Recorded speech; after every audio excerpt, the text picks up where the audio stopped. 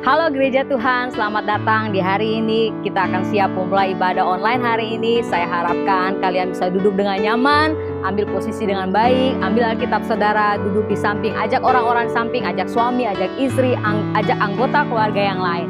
Kita siap untuk memulai ibadah hari ini. Saya yakin saudara-saudara hari ini dalam keadaan baik, dijaga Tuhan, dan kita siap untuk menerima berkat Tuhan. Haleluya.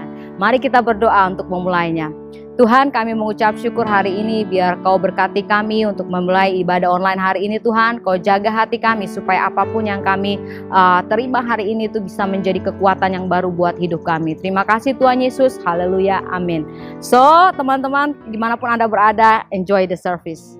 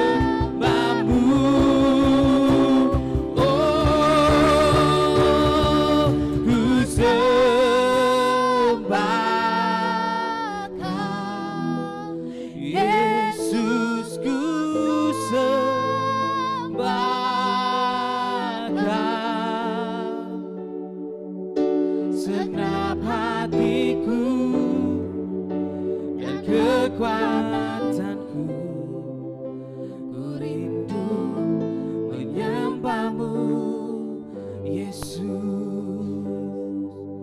Ku sembah Kau, Yesus. Ku sembah Kau. Segenap hatiku dan kekuatanku, ku rindu menyembahmu, Yesus. Ku sembah Kau, Yesus. Ku sembah Kau. Segenap hatiku dan kekuatanku, ku rindu menyembahmu, Yesus. Segenap hatiku dan kekuatanku, ku rindu menyembahmu, Yesus. Segenap hatiku dan kekuatanku, ku rindu menyembahmu, Yesus.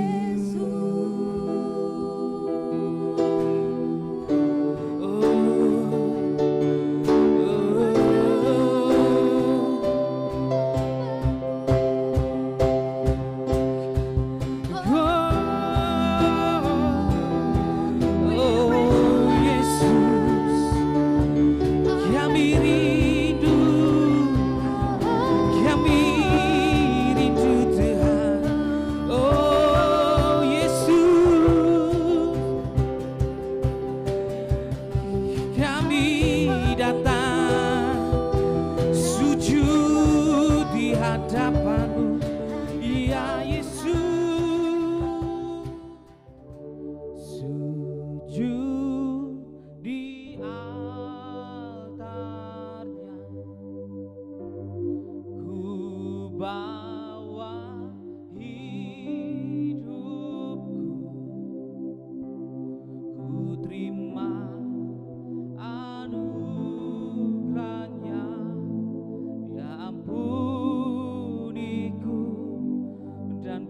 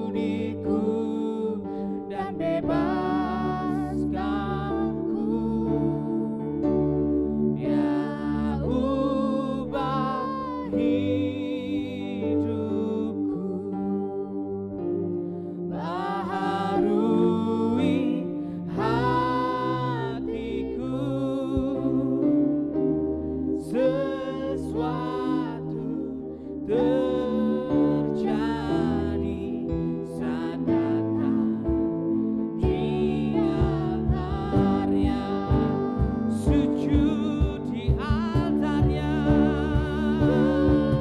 di altarnya.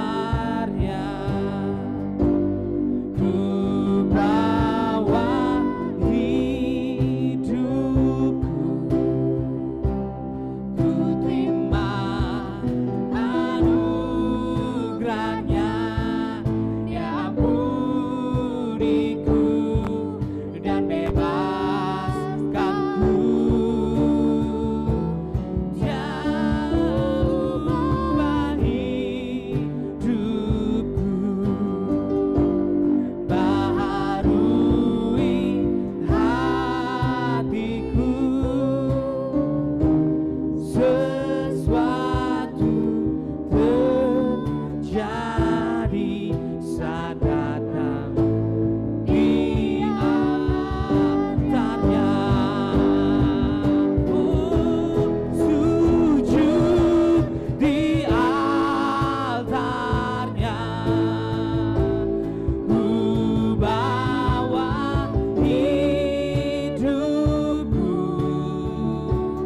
ku terima anugerahnya, Dia ampuniku dan bebaskanku. Oh, Dia ubah hidupku, baharui hatiku, sesuatu terjadi saat datang di altarnya, sujud di altarnya, di altarnya. Yesus bawa hidupku, ku terima anugerahnya, Dia ampuniku dan bebaskanku. Oh, Dia ubah hidupku,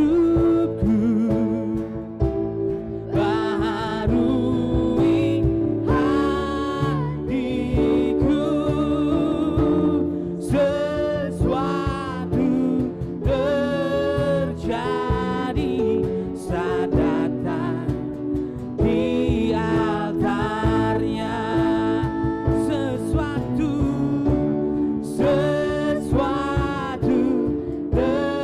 terjadi saat datang di altarnya, mukjizat terjadi, mukjizat terjadi saat datang di altarnya. Jesus, Jesus, praise the Lord, praise the Lord.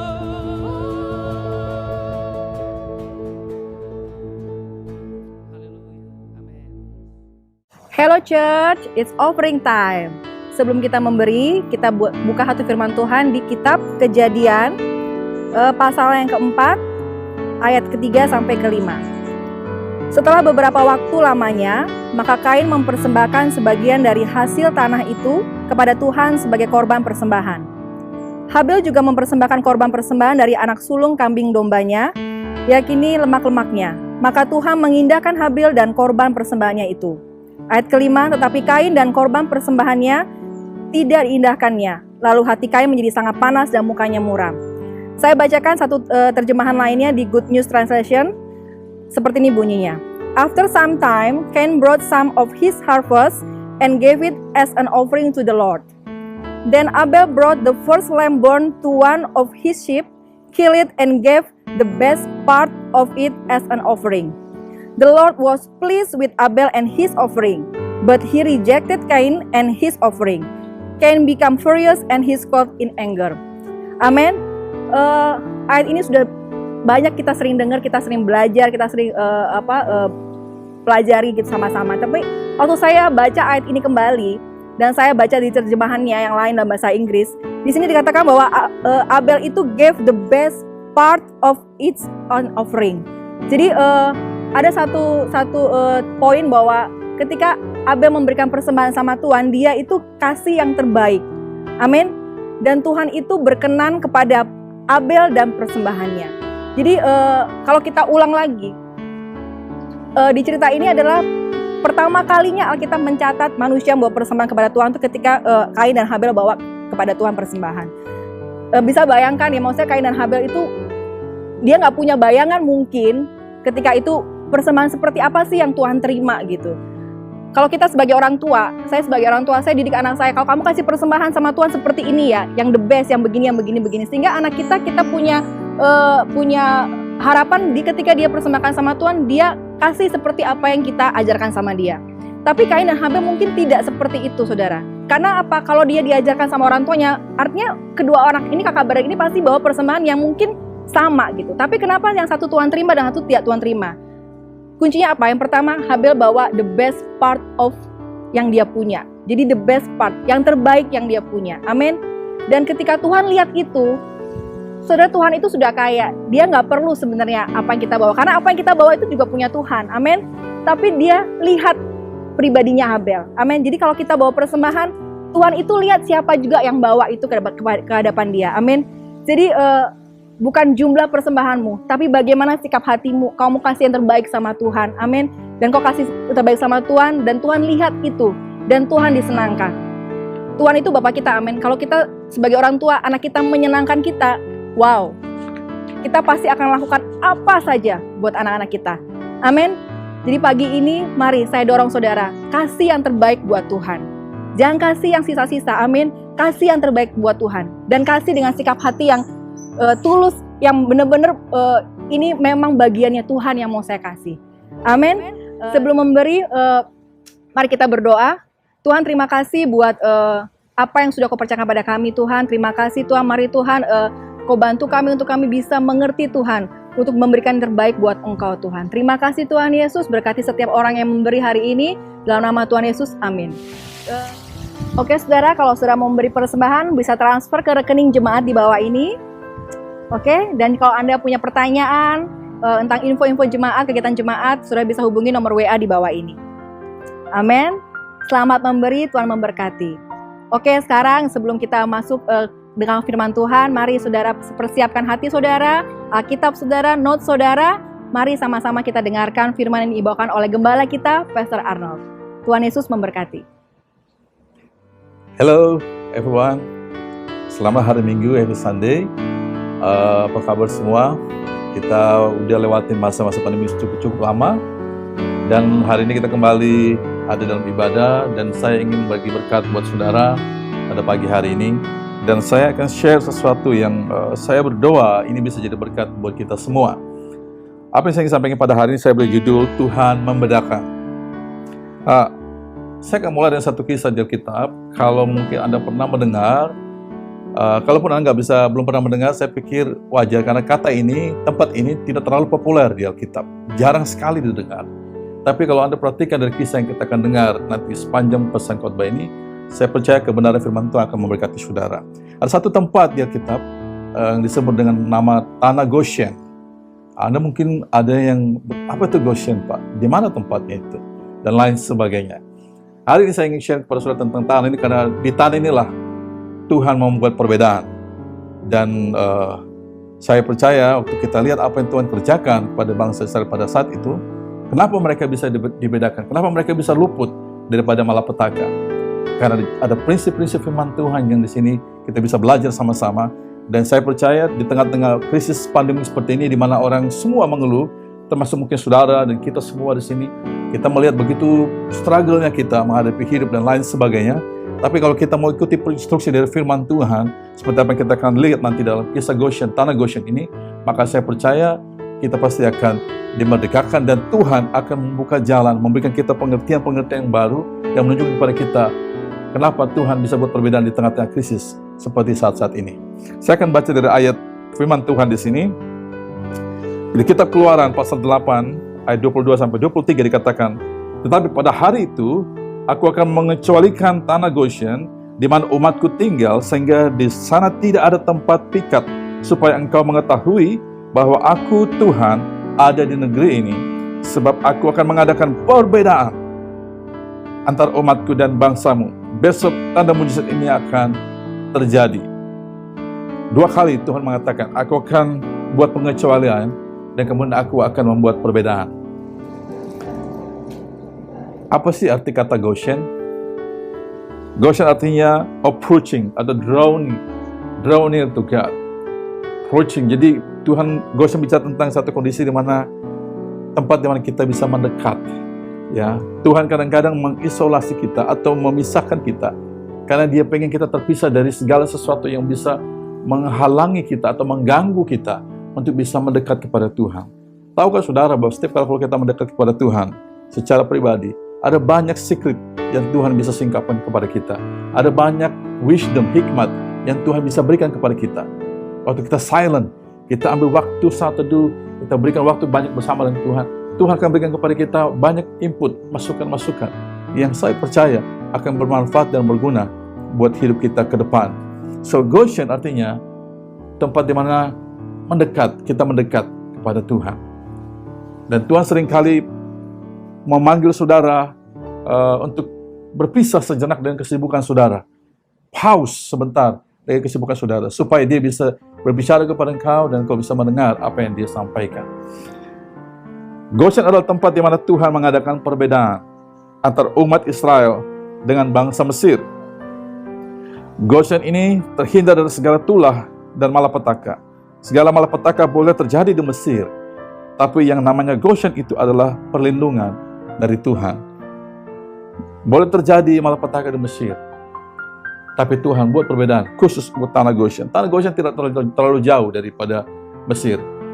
Dan ketika Israel datang bersama dengan keluarga besarnya, Yusuf ngomong sama rajanya, dia bilang, "Raja, biarkan keluarga saya datang kemari, karena mereka juga mencari hidup." Dan kemudian raja bilang, "Bawa mereka, taruh mereka di tanah Goshen." Tahu saudara bahwa orang Mesir melihat Goshen bukan tempat yang populer. Goshen tidak seperti Mesir. Goshen bukan tempat di mana Anda akan lihat banyak peradaban yang maju. Di sana enggak. Di sana seperti padang luas, dan memang hanya cocok ditinggal oleh mereka yang berprofesi sebagai peternak atau kawanan gembala. Sementara di Mesir itu kota metropolitan. Semua orang mungkin melihat Mesir ini, mungkin hari ini di negara kita seperti Jakarta atau kota-kota besar yang lain. Goshen tidak seperti itu, tidak populer, bukan tempat yang dicari-cari orang ketika mereka pengen hidup berhasil dan sukses. Tapi tahukah saudara bahwa Tuhan mempersiapkan Goshen khusus untuk bangsa Israel agar mereka terhindar dari malapetaka. Tuhan mau mereka mendekat kepada Dia, bukan mendekat kepada Mesir, tapi mendekat kepada Tuhan, dan tempatnya adalah Goshen. Ada perlu bertanya kepada Tuhan ketika kita berada dalam krisis seperti ini. Kemana orang akan pergi? Orang lebih cenderung kalau lagi susah cari kerjaan, mereka mungkin berpikir untuk cari tempat lain di mana pekerjaan sepertinya lebih terbuka lebar. Saya agak kurang sependapat seperti itu. Kenapa? Karena saya yakin sekali, dimanapun saudara berada, kalau Tuhan tempatnya saudara di situ, maka Dia akan supply semua yang kita butuhkan. Termasuk Dia akan membuka bagi saudara tempat untuk bisa bekerja atau memulai usaha-usaha yang baru. Di situasi pandemi seperti sekarang ini, krisis di mana-mana, kita perlu roh Tuhan, kita perlu Roh Kudus. Ada roh kreator, pencipta. Dia bisa memberikan kita ide-ide untuk bagaimana supaya kita bisa survive, bahkan bukan cuma survive, kita bisa lihat breakthrough atau terobosan-terobosan terjadi. Tapi hari ini biar firman Tuhan yang menguatkan kita semua bahwa ada satu tempat, ada satu fase dalam hidup kita sebelum kita lihat bagaimana Tuhan menunjukkan perbedaan-perbedaan. Kita mesti retreat dengan Dia. Kita mesti terpisah sejenak dari kesibukan kita dan punya waktu bersama-sama dengan Tuhan. Di sanalah tempat Tuhan akan mencurahkan isi hatinya, ide-idenya, hikmatnya buat saudara dan saya. How to live in the midst of crisis. Bagaimana kita hidup di tengah-tengah krisis seperti ini. Pertanyaan kembali, tempat apakah itu Goshen? Goshen adalah satu tempat yang istimewa di mata Tuhan. Ada banyak yang ditimpakan di tanah Mesir dengan berbagai macam malapetaka. Tetapi Goshen terlindungi. Goshen menjadi sesuatu yang luar biasa di mata Tuhan. Goshen menjadi fokus buat Tuhan. Goshen adalah tempat di mana Tuhan membuat perbedaan antara orang Israel dan orang Mesir. Luar biasa. Anda perlu tahu bahwa Goshen ini tanah yang bahkan mungkin kalau investor lihat pun dia mungkin tidak terlalu tertarik. Tapi lucunya Tuhan justru bawa mereka ke sana. Dan dari sana Israel dipelihara Tuhan luar biasa. Dan seluruh Mesir menyaksikan bagaimana tanah itu jadi tidak populer seperti sebelumnya, tapi dia menjadi satu tanah yang diidam-idamkan orang. Kenapa? Karena Tuhan membuat perbedaan yang luar biasa. Saudara tahu, kita berkata bahwa berkat Tuhan yang jadikan kaya, bukan cuma kerja keras saudara. Jadi kita perlu tahu bahwa kalau kita mau hidup dalam pemeliharaan Tuhan, itu datangnya karena berkat Tuhan. Bukan karena kehebatan kita, bukan karena kita bisa menguasai banyak hal atau punya kekuatan yang bisa melakukan segala macam urusan, tapi karena Tuhan pelihara kita, maka berkat Tuhan itu tercurah bagi kita. Goshen sekali lagi bukan tempat yang populer, seakan-akan tempat yang dihindari oleh orang Mesir. Orang Mesir lebih suka mencari ada di satu keadaan ramai dan lain sebagainya, ada banyak orang, mereka berusaha untuk ikutin gaya hidup orang kebanyakan di sana, dan mereka berpikir that's a good place buat mereka. Tapi Tuhan tidak melihat seperti itu. Percaya kalau saudara bahwa Tuhan bisa berkati saudara dimanapun saudara berada, even di tempat yang tidak populer sekalipun, Tuhan bisa nyatakan perbedaan buat saudara. Kalau dia suruh saudara stay di tempat itu, maka stay lah di tempat itu, karena Tuhan akan tunjukkan apa yang dia bisa kerjakan buat saudara. Ada 4 hal yang kita akan belajar dari kisah bangsa Israel di tanah Goshen itu. Kenapa Goshen bisa seperti itu? Kenapa Israel bisa sampai ke Goshen? Dan apa yang terjadi di sana? Dan kita akan pelajari ini, dan saya percaya saudara akan, waktu saudara aplikasikan prinsip-prinsip ini, saudara pasti akan diberkati Tuhan. Mari kita lihat 4 hal ini. Ada 4 alasan kenapa orang Israel atau orang Ibrani mereka bisa mengalami kuasa Tuhan dan mujizat Tuhan luar biasa. Bagaimana mereka dibedakan, bagaimana mereka mengalami perbedaan di tengah-tengah masa krisis. Yang pertama, karena identitas mereka yang berbeda. Apa maksudnya, Pak? Identitas mereka karena mereka bukan berasal dari Mesir. Mereka adalah bangsa Israel, bangsa pilihan Tuhan. Dan tahu saudara bahwa bangsa Ibrani dalam konteks ini adalah keluarganya Yusuf waktu mereka datang, mereka berbeda sekali. Mereka orang Ibrani. Kita mencatat ya dalam sejarah bahwa orang Ibrani ini pekerjaannya ada identitas mereka, atau mereka dikenal dengan pekerjaan mereka sebagai gembala. Pekerjaan gembala itu bukan pekerjaan yang dicari-cari orang di Mesir. Itu satu pekerjaan buat mereka, itu pekerjaan orang rendahan, orang yang tidak baik atau orang yang tidak terpandang. Itu kenapa waktu mereka datang dengan jumlah yang lumayan besar, mereka harus dipisahkan karena orang Mesir tidak mau terima, tidak mau bersosialisasi dengan orang Ibrani.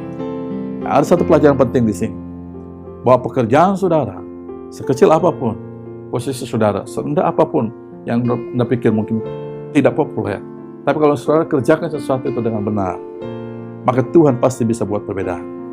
Tahukah saudara bahwa pekerjaan saudara itu penting di mata Tuhan? Tahukah saudara bahwa apa yang kita kerjakan sehari-hari itu penting di mata Tuhan? Banyak orang menyepelekan. Mereka berpikir kalau seandainya saya punya posisi pekerjaan seperti si A, si B, mungkin saya akan hidup lebih baik. Kita seringkali merendahkan pekerjaan kita. Kita sering menganggap remeh apa yang kita kerjakan. Kita berpikir bahwa Tuhan tidak menghitung pekerjaan kita. Tapi saudara tahu, apapun yang saudara kerjakan, kita mengatakan bahwa apapun yang kau kerjakan dengan segenap hati, seperti kau mengerjakannya untuk Tuhan. Kita tidak pernah tahu dari pekerjaan kita yang mungkin ada di level bawah, itu Tuhan bisa jadikan satu momentum atau fase yang nanti membawa saudara pada pekerjaan yang lebih hebat lagi. Jadi Tuhan mau kita setia dalam pekerjaan kita. Jadi jangan pernah saudara terganggu ketika ada orang menganggap remeh pekerjaan saudara. Yang penting apa yang saudara kerjakan itu benar dan tidak bertentangan dengan kehendak Tuhan. Lakukan dengan segenap hati. Dan Israel diperlakukan seperti itu.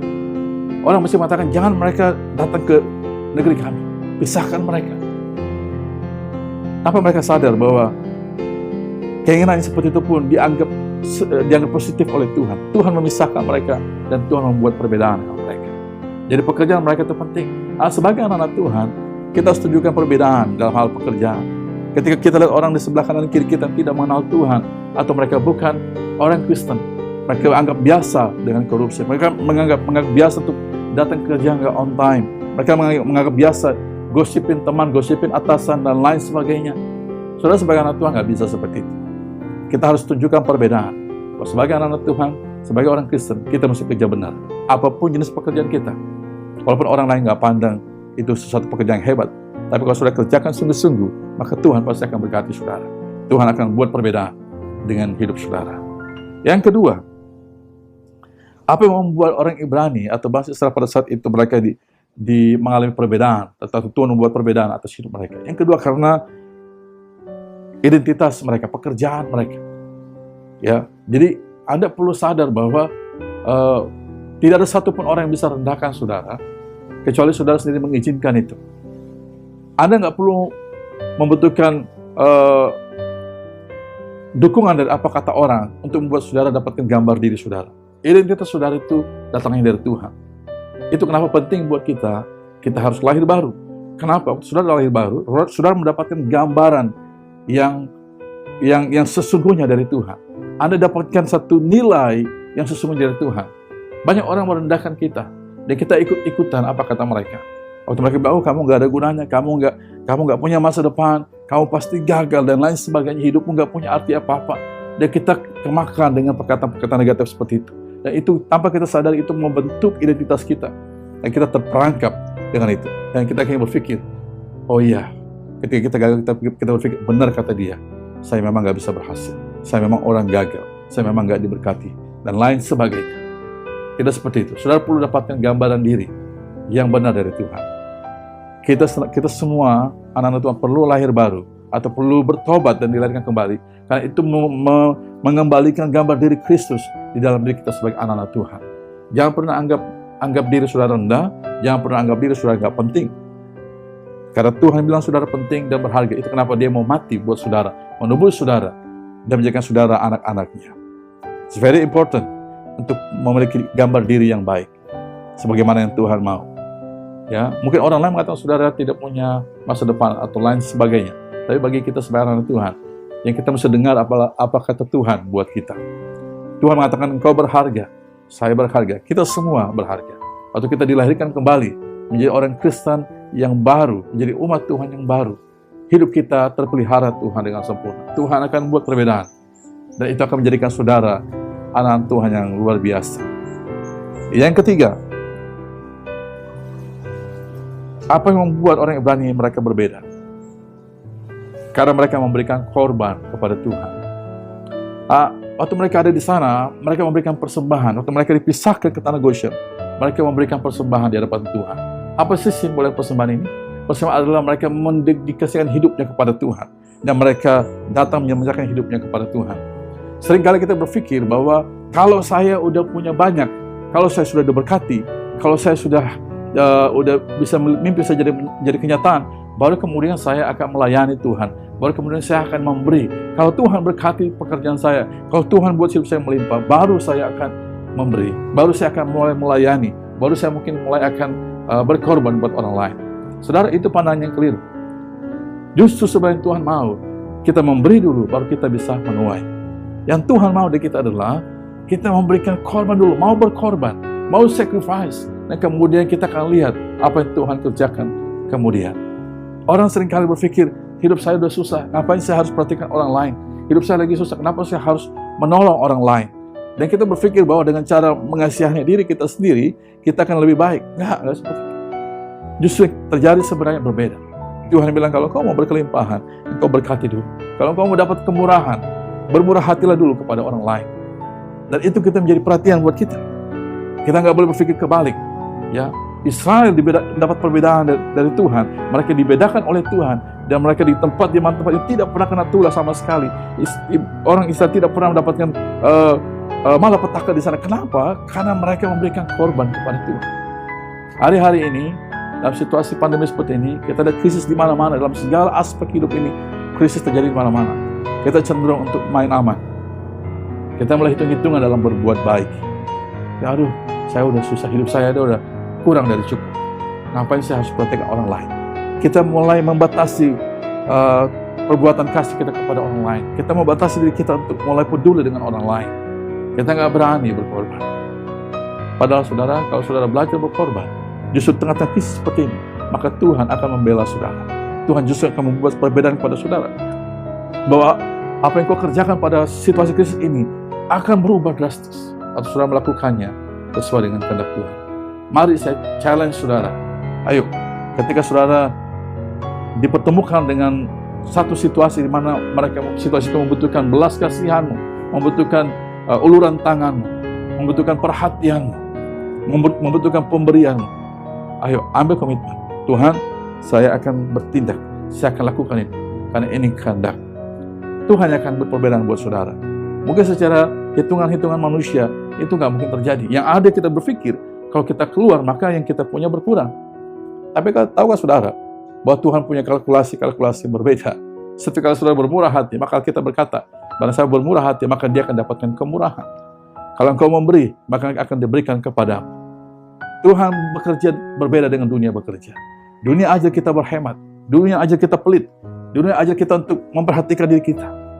Tapi Tuhan mengajak kita, mari berbagi dengan orang banyak. Kisah 5 roti 2 ikan sudah mengajak kita banyak hal. Hanya dengan modal 5 roti 2 ikan. Waktu diserahkan kepada Tuhan, maka ada 5.000 lebih laki-laki, belum termasuk perempuan dan anak-anak. Mereka boleh menikmati berkat Tuhan melimpah. Dan apa yang terjadi sama 12 murid yang memecah 5 roti dan 2 ikan itu, mereka masing-masing diberikan ada 12 bakul sisanya. Setiap orang dapat 1 bakul penuh. Kenapa itu bisa terjadi? Karena mereka belajar memecah berkat Tuhan dan membagikan kepada banyak orang. Waktu saudara belajar berkorban, gua akan lihat Tuhan akan buat perbedaan. Yang terakhir, yang keempat, kenapa orang Israel mengalami perbedaan? Kenapa Tuhan membedakan mereka di masa krisis? Tuhan tunjukkan kemurahannya, Tuhan menunjukkan kasih setia kepada mereka dengan melindungi mereka dari malapetaka dan buat mereka hidup baik-baik saja. Yang ketiga adalah karena ada darah anak domba Allah. Apa itu darah anak domba Allah? Kita berkata bahwa darah anak domba Allah bicara tentang Tuhan kita Yesus Kristus yang sudah mati berkorban bagi kita. Dalam keadaan seperti ini, Tuhan mau kita percaya pada Dia, bukan percaya kepada apa yang kita punya, bukan percaya kepada apa yang orang lain punya, bukan percaya kepada janji-janji manusia dan lain sebagainya. Anda perlu tahu arti penebusan. Tuhan menebus saudara dengan darah Yesus, supaya Anda yang harusnya kena malapetaka atau kena penderitaan atau kena kutuk, dilindungi. Kita harus terkutuk, dirubah menjadi berkat. Kita harus sakit, dirubah menjadi orang yang sehat dan baik-baik saja. Kita harusnya dihukum, dirubah menjadi orang yang menerima hadiah dari Tuhan. Jadi darah domba Allah membuat perbedaan, mendatangkan perlindungan buat kita. Kita percaya bahwa dalam darah Yesus ada perlindungan, ada keselamatan.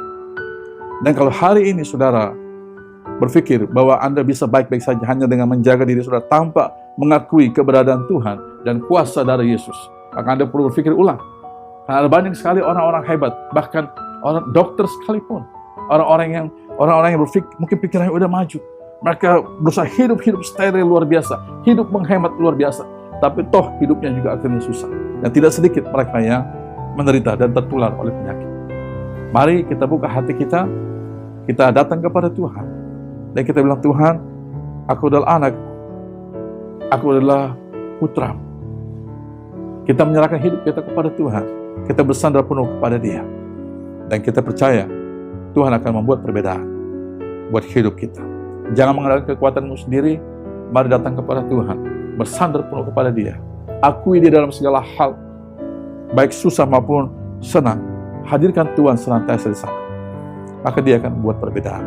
Engkau bukan berasal dari dunia ini, karena engkau anak-anak Tuhan. Kita memiliki identitas yang berbeda. Identitas kita ada di dalam Tuhan, waktu kita dilahirkan kembali. Amin, saudara. Percaya bahwa Tuhan bisa dan sanggup dan mau membuat perbedaan dalam situasi krisis seperti sekarang ini. Waktu kita datang kepada Dia, kita belajar berkorban, kita mengakui kuasa darah Yesus dan perlindungan daripadanya atas hidup kita, maka Anda tidak akan lihat apa yang terjadi kepada orang lain itu bisa menimpa saudara. Tuhan akan membuat perbedaan atau kita datang dan mengakui Dia dengan segenap hati kita. Goshen, tempat Tuhan membuat perbedaan. Tuhan Yesus memberkati.